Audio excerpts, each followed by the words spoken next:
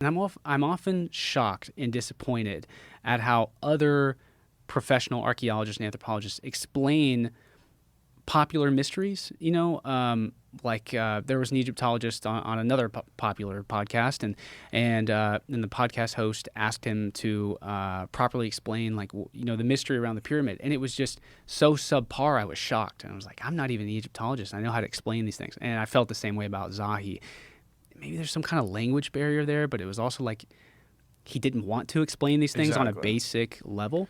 But one of the things that I never see talked about is the concentration of energy along the Nile Valley. Like, okay, so if I had to drop a pin anywhere on the earth where I think Atlantis would be, I would probably put it like in the Sahara somewhere, along one of these major lakes where there's a lot of people living at one time.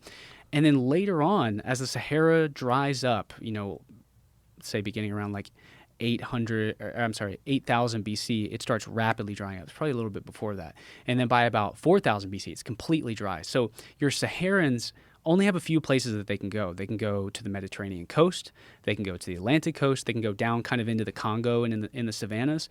Or they can go to this fertile valley oasis where it's like 500 yards on each side, where it's just completely lush tropical oasis. And so some people went there.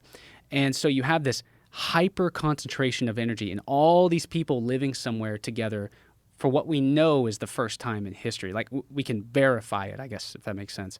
And so rather than being able to have these huge pieces of property where they can all live separated from each other, kind of like in the Sahara, you have all this space and so luxurious. Now you have to live on top of each other, and you have to build up these cities,